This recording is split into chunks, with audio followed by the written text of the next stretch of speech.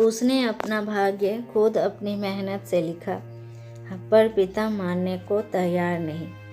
बहुत समय पहले एक राजा था जो खुद के बारे में सोचता था कि वह बहुत ही नेक सोच, दयालु स्वभाव और दरिया दिली है।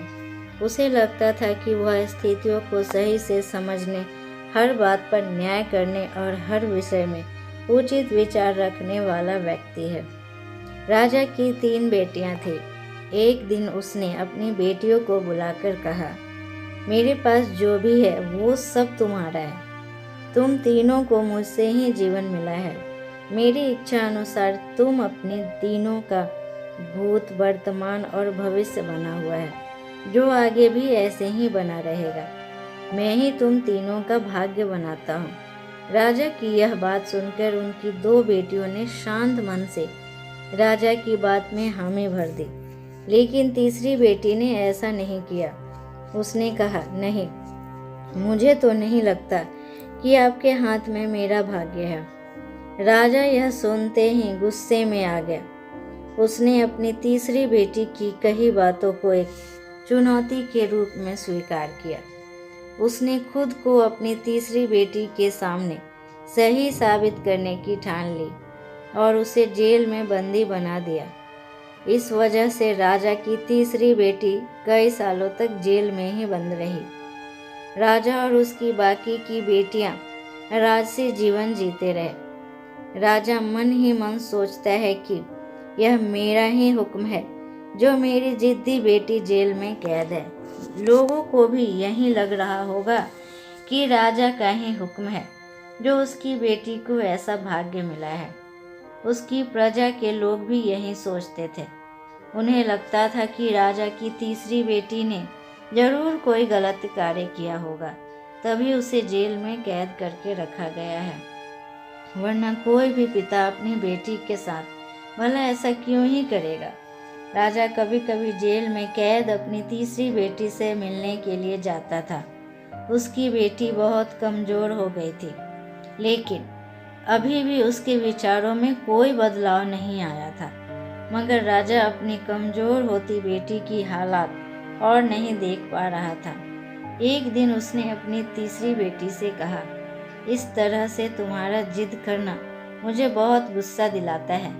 अगर तुम इसी तरह मेरी आंखों के सामने रही तो गुस्से में मैं न जाने क्या कर बैठूंगा। मैं तुम्हें मौत की सज़ा भी दे सकता हूँ, लेकिन मैं एक अच्छे दिल का हूँ, इसलिए मैंने सोचा है कि तुम अब मेरे राज्य के पास के ही एक जंगल वाली ज़मीन पर जानवरों के साथ रहोगी। राजा ने आगे कहा, उस जंगल में सिर्फ उन्हीं लोगों को रखा जाता है जो मेरे आदेश का पालन नहीं करते। तुमने भी अपनी जिद की वजह से मेरी बात नहीं मानी, इसलिए तुम भी अब वहाँ मौजूद लोगों के साथ अपना पूरा जीवन काटोगी। इसके बाद तीसरी बेटी को उस जंगल की ज़मीन पर रहने के लिए भेज दिया गया।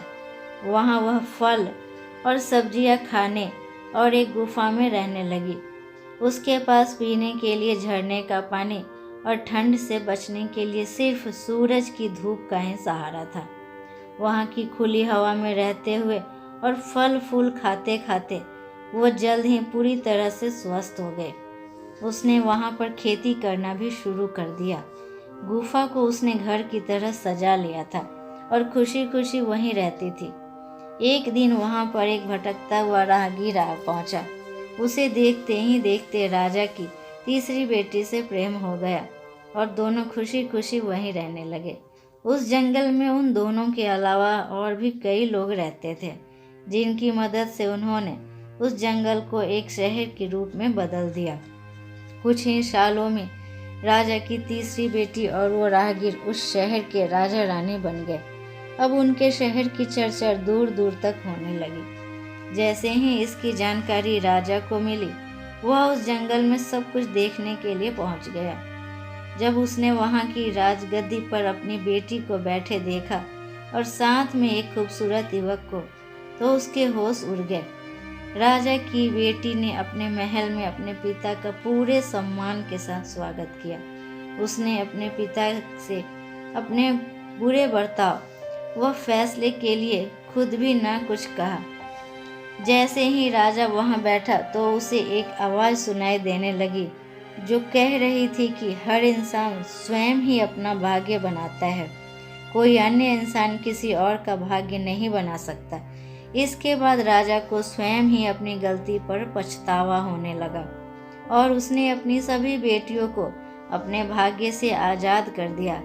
उसने अपनी तीनों बेटियों से कहा, भले ही तुम तीनों का भाग्य मेरे हाथों में है, लेकिन हर व्यक्ति खुद ही परिस्थितियों के अनुसार अपना भाग्य अच्छा व बुरा बना सकता है।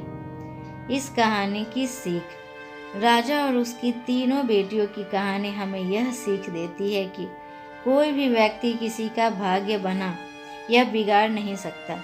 हमारा भाग्य स्वयं हमारे हाथों में ही होता है, जिसे हम अपनी सूझबूझ से बुरी परिस्थितियों में भी अच्छा बना सकते हैं।